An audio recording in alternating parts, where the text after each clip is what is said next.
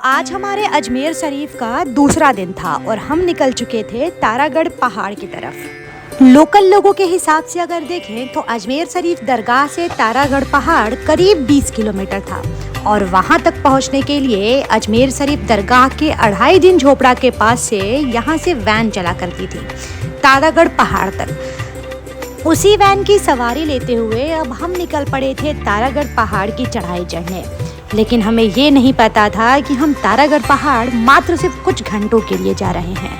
ऐसा लग रहा था मानो मंजिल से ज़्यादा तो ये सफ़र खूबसूरत है, क्योंकि रास्ते में अलग अलग पहाड़ दिखाई दे रहे थे और उन पहाड़ों पर बसी हुई छोटी छोटी झोपड़ियाँ भी दिखाई दे रही थी।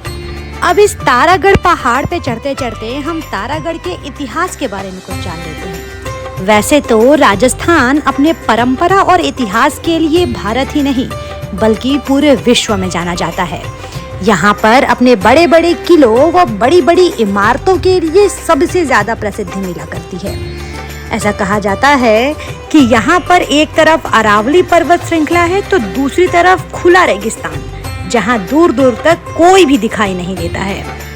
यहाँ काफ़ी बड़े बड़े राजा महाराजाओं का जन्म हुआ है। राजस्थान को हमेशा से वीरों की भूमि कहा जाता है और यहाँ कई ऐसी घटनाएं घटी हैं जो भारत के इतिहास के पन्नों में काफ़ी मशहूर है। राजस्थान राज्य के अजमेर शहर में स्थित यह किला अरावली पर्वत के एक पहाड़ी पर बना हुआ है। इस पहाड़ी का नाम नाग पहाड़ी है। तारागढ़ का किला को बूदी किला भी कहा जाता है। तारागढ़ का किला 700 फीट की ऊंचाई पर बना है।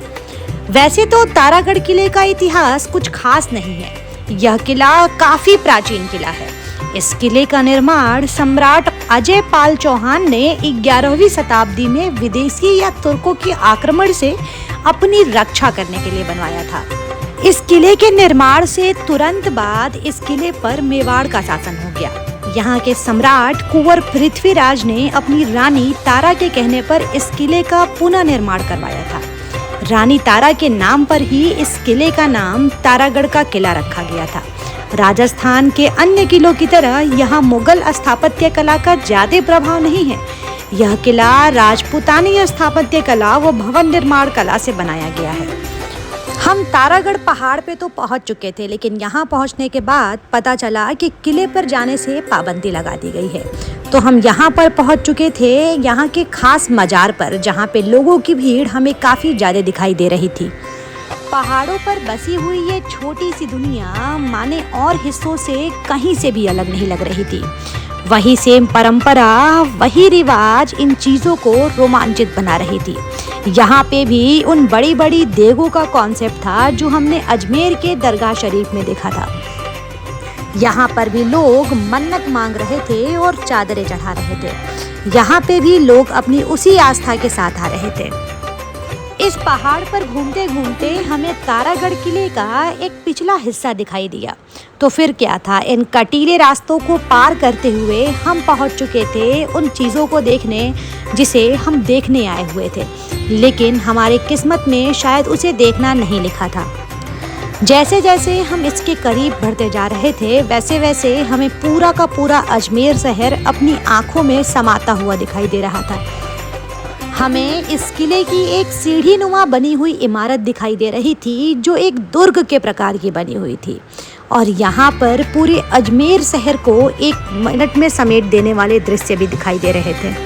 हम आए तो थे यहाँ पर तारागढ़ का किला देखने, लेकिन यहाँ पहाड़ों में मेरा मन कहीं और भी उलझ चुका था। यहाँ की शांति देख यहाँ से हटने का 1 मिनट भी मन नहीं कर रहा था। यूँ तो इन सभी नज़ारों को हम अपने अंदर समेट कर वापस अपने साथ लेके आना चाह रहे थे ताकि हम पूरे साल एक बार इन्हें फिर से याद कर सकें। तो अब हमारी कहानी यहाँ से ख़त्म होती है, क्योंकि अब हम निकल चुके थे तारागढ़ पहाड़ से फिर से उसी अजमेर दरगाह शरीफ की तरफ जहाँ से हम आ चुके थे। तो अब मिलते हैं अपने नेक्स्ट एपिसोड में। बस तब तक के लिए थैंक यू सो मच।